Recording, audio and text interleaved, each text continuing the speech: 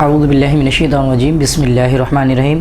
اولاً تمام سامعین و ناظرین کو ماہ رجب المرجب کا چاند بہت بہت مبارک ہو۔ اللہ کریم ہم سب کو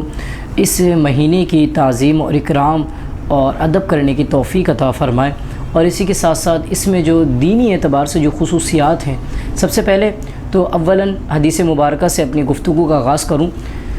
آقا کریم علیہ الصلوۃ والسلام کے صحابہ فرماتے ہیں کہ کچھ راتیں ایسی ہیں جس میں اللہ تبارک و تعالیٰ کی طرف سے اگر بندہ دعائیں کرے تو اللہ تبارک و تعالیٰ کی جانب سے جائز دعائیں اللہ تبارک و تعالیٰ ان کو ان راتوں میں رد نہیں فرماتا ہے، جس میں سے آج کی رات یعنی رجب المرجب کی جو پہلی رات ہے وہ ایک خاص ایسی رات ہے جس میں اللہ تبارک و تعالیٰ سے بندہ جو بھی جائز دعا کرے تو اللہ تبارک و تعالیٰ اس کی دعاؤں کو رد نہیں فرماتا، اللہ تبارک و تعالیٰ ان کو قبول فرماتا ہے۔ اس کے ساتھ ساتھ اور مزید راتیں بھی ہیں جو احادیث مبارکات کے اندر ذکر کی گئی ہیں، انشاءاللہ وقت رہا تو ان کو بھی ذکر کیا جائے گا۔ اسی کے ساتھ ساتھ ماہ رجب المرجب کے اندر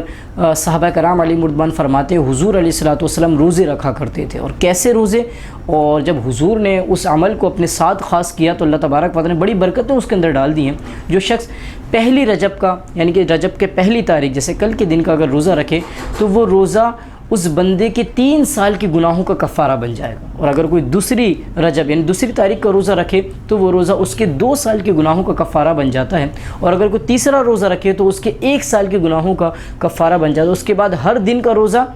انسان کے 6 ماہ کے گناہوں کا کفارہ بن جاتا ہے۔ تو کتنی خوش نصیبی ہے ان لوگوں کے لیے الحمدللہ جو روزوں کا اہتمام رکھتے ہیں۔ اللہ تبارک و تعالی ہم سب کو بھی اس ماہ رجب کا احترام، اکرام اور اس کی تعظیم، اور ساتھ ہی ساتھ بالخصوص اس میں روزے رکھنے کی توفیق۔ کتنی خوبصورت بات ہے نا، بلکہ اللہ کے محبوب علیہ السلام کی حدیث مبارکہ بھی ہے، دعا کے طور پر فرماتے ہیں اللہم بارک لنا فی رجب و شعبان و بلغنا رمضان۔ اے اللہ ہمارے رجب اور شعبان میں برکتیں عطا فرما اور ہم سب کو رمضان مبارک سے ملا۔ تو اگر آپ بھی دعا پڑھ لیں ظاہر نصیب اللہ تبارک و تعالی ہم سب کو بھی اس مہینے کی بھی شعبان کی بھی برکتیں عطا فرمائے گا، اور ساتھ ہی ساتھ اللہ کریم ہم سب کو رمضان کی جیسی نعمت سے بھی، جس کو ایک مسلمان کا بڑی بے صبری کے ساتھ انتظار ہوتا ہے، اور لیکن ہم سب کو انتظار کس اعتبار سے کرنا ہے کہ ہم ان مہینوں میں رب کی عبادات کی جانب متوجہ ہوں، اللہ تبارک و تعالیٰ کی رضا کو حاصل کرنے کی کوشش کریں، اور اس کو راضی کرنے میں ہم جو ہے نا اپنی زندگیوں کو گزاریں اور صراط مستقیم کا سچا مسافر بننے کی کوشش کریں۔ اللہ اس مہینے کا صحیح ادب احترام عطا فرمائے۔ اسی کے ساتھ ساتھ اللہ کے محبوب یہاں تک ارشاد فرماتے ہیں کہ جو شخص اس ماہ مبارک میں اپنے کسی مسلمان کی مدد فرماتا ہے تو اللہ تبارک و تعالیٰ اپنے سوا اس کو کسی کا محتاج نہیں رکھتا ہے، بلکہ یہاں تک کیا کہا جاتا ہے کہ رجب المرجب کے روزے رکھنے والوں کے اللہ تبارک و تعالیٰ جنت میں ایک محل تیار کر رکھا ہو، یعنی کہ جو رجب کے روزے رکھتا ہے اللہ تبارک و تعالیٰ کے کرم سے جنت کے کچھ محل ہیں جس میں وہی لوگ ان کا ہی وہ مقدر بنے گا جو رجب کے روزے رکھا کرتے ہیں۔ لیکن ساتھ ساتھ ایک بات ذہن نشین رکھیے گا، یہ جتنے بھی روزے ہیں، رجب ہیں، شعبان ہیں، اسی کے ساتھ ساتھ ہم میٹھی عید کے بعد کچھ روزے رکھتے ہیں، اسی طریقے سے عید الاضحیٰ کے کچھ روزے رکھے جاتے ہیں، محرم میں ہم روزے رکھتے ہیں، یہ سب کے سب روزے جو ہیں نا نفل ہیں،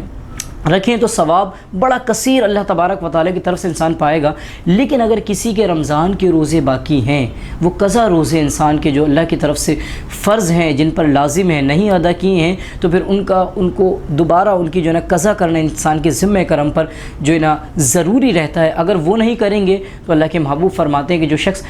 فرض کامل طور پر پورے نہ کرے، فرض کی ادائیگی میں اگر وہ